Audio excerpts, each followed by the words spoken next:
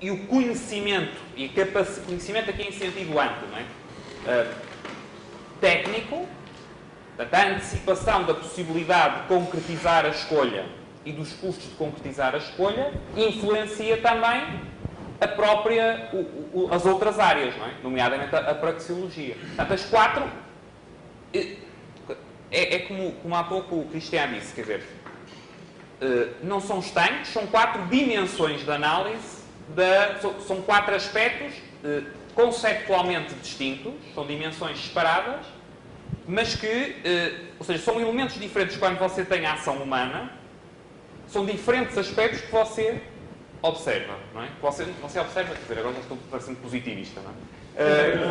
É difícil no fim das contas se escapar, não é? São diferentes aspectos, diferentes dimensões que você deve considerar, sobre as quais deve refletir. Observar não observa, porque não há fato, etc, etc, etc. Deixem-me só, antes de...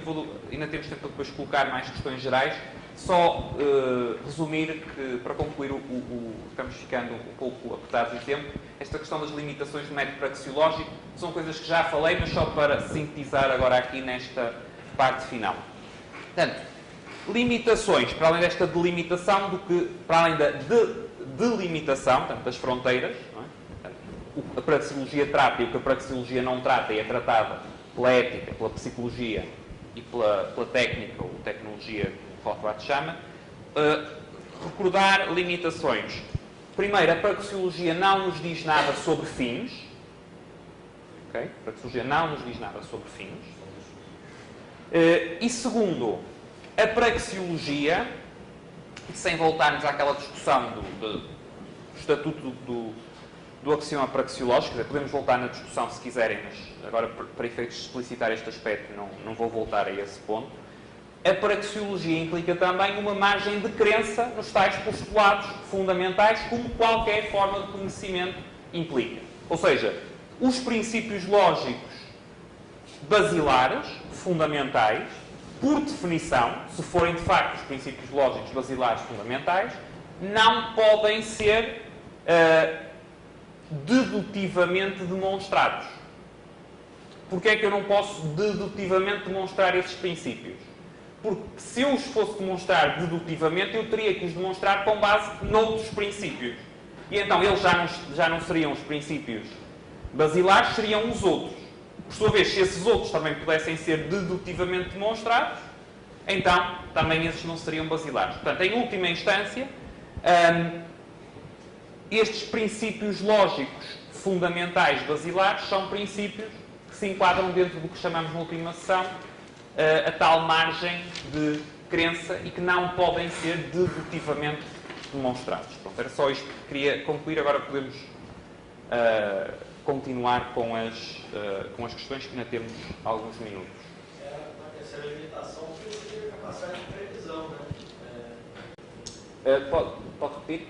Uma outra limitação do método praxeológico talvez fosse também a capacidade de previsão. Sim, a capacidade de previsão, que é em termos de tendências e de leis qualitativas e nunca de eventos singulares ou quantitativos.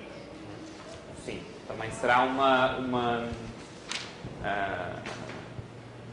digamos, mas aí, sim, é uma limitação do método praxeológico, mas é uma limitação também, mais do que o método praxeológico, das ciências sociais, não é?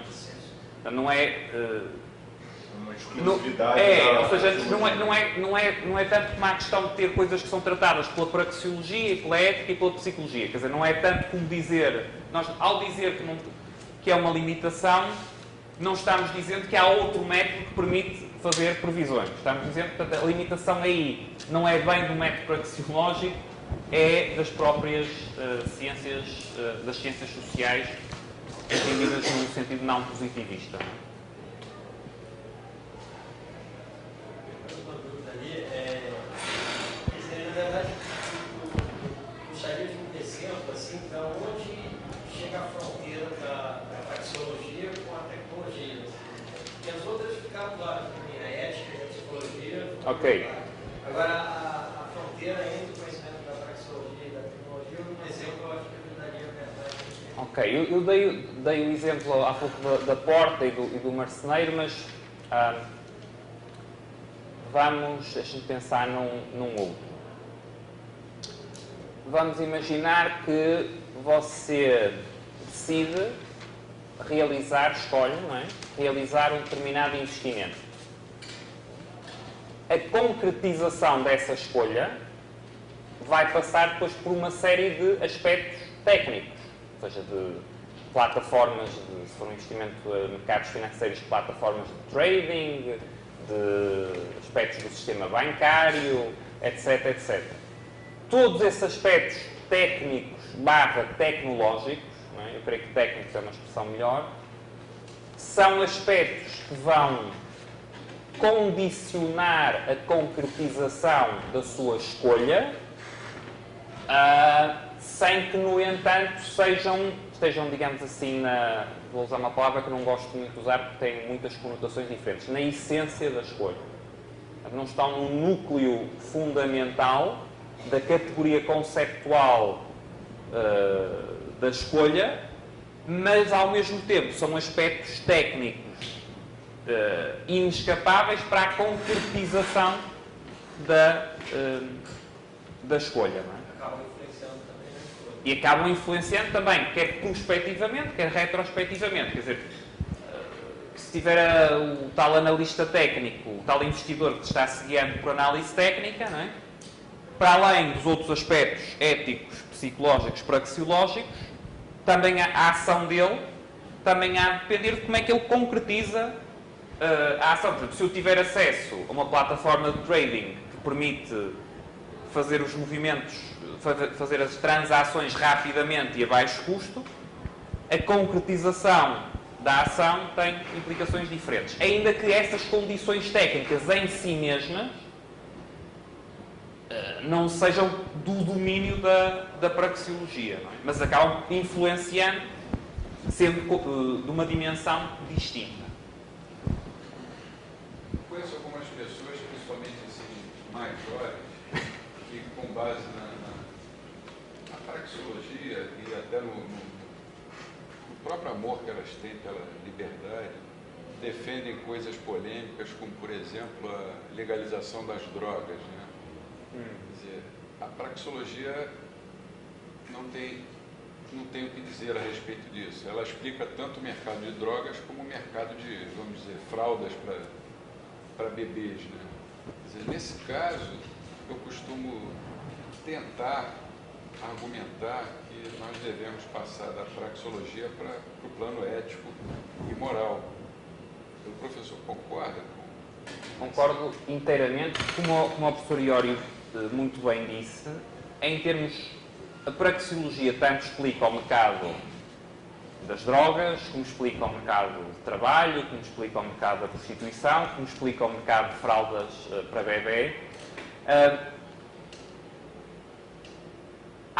Eu creio que a raiz de algumas extrapolações excessivas da praxeologia vem de um aspecto que me dava bastante peso, que era a ideia de tentar criticar todas as políticas consideradas intervencionistas, não pela contestação dos fins, mas pela argumentação de que os meios intervencionistas não permitem atingir os fins autodeclarados pelos autores das políticas. Sei lá, o exemplo clássico que o Mises dá é o salário mínimo. Não é? Você institui o salário mínimo para tentar ajudar os trabalhadores mais pobres e menos qualificados e, por via praxeológica, demonstra que quem acaba saindo prejudicado do ponto de vista dos próprios fins que tem para a sua ação são os trabalhadores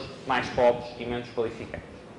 Isso é algo que você pode fazer para uma série pode e deve fazer, se for bem feito, para uma série em termos de análise de políticas públicas, não é? Mostrar situações em que, pela aplicação do método praxeológico, eu consigo demonstrar que os resultados da política vão ser contrários aos fins do próprio autor da política ou que os apoiantes dessa política defendem, mas isso tem limites. Quais são os limites? São os limites destas fronteiras. Nomeadamente, neste caso, da fronteira entre ética e praxeologia. Ou seja, se eu tiver como argumento, por exemplo, em relação à utilização de drogas, um argumento de natureza ética, esse argumento de natureza ética não pode ser refutado praxeologicamente, só pode ser refutado ou defendido no plano ético. Ou seja, há um conjunto de... pensem em algo como, por exemplo, a escravatura. Você, do ponto de vista praxeológico, pode estudar um conjunto de implicações da escravatura e de resultados que a existência da escravatura traz em termos de produtividade ou de falta dela, em termos de como o mercado de escravos vai funcionar, etc, etc. Como há implicações para o mercado de trabalho, etc, etc. Mas há um conjunto de aspectos éticos que têm a ver com será eticamente admissível ou não que um ser humano seja proprietário de outro ser humano, em que aí, independentemente da posição que você tome, a discussão só pode ser no plano ético, ou seja, nenhuma argumentação de tipo praxeológico ou até de tipo psicológico, dizer há pessoas que têm tendência para a servidão ou pessoas que têm tendência para... Isso em si não é um argumento ético. E um problema que, por vezes, no posteriori, creio que se verifica e em pessoas até bem intencionadas e entusiastas, é que, talvez excessivamente entusiasmadas com as potencialidades do método praxeológico, esquecem precisamente as fronteiras do método praxeológico. Eu não posso retirar conclusões válidas por via do método praxeológico se eu me estou pronunciando não sobre a tal categoria conceptual da ação humana, mas sobre a avaliação ética dos fins da ação humana. Okay? O que não quer dizer que em muitos casos não seja o tal processo misiano de aplicação do método praxeológico mais numa perspectiva de chamar a atenção para as unintended consequences de algumas políticas intervencionistas, não seja em si mesmo também muito relevante. Mas não resolve tudo. Não é? Eu até no início da sessão referi que uma das razões de ser, ou uma das razões pelas quais é importante olhar para a praxeologia à luz das limitações epistemológicas que vimos nas sessões anteriores, é, como eu disse no início, para evitar cair no mesmo erro do cientificismo, só que uma espécie de cientificismo praxeológico, não é? Portanto, você passar a ter fica tão fascinado, passa a achar que isto, por via praxeológica, você resolve questões que não são do domínio praxeológico. Curiosamente, algumas das pessoas mais entusiasmadas, até mais do que misianas, são rothbardianas, e a distinção entre ética e praxeologia, do meu ponto de vista, está mais clara até em Rothbard do que em Mises. Portanto, é curioso até que como é que muitas vezes quem faz mais essa leitura, se calhar até entre os dois autores estará mais próximo de Rothbard, quando o Rothbard é desde o Ethics of Liberty, quer dizer, quer em termos epistemológicos, como neste texto e noutros, quer em termos, por exemplo, do Ethics of Liberty, é claro que há um domínio que é ético e há um domínio que é praxeológico, e os dois domínios não são o mesmo, ainda que tenham ligações entre eles.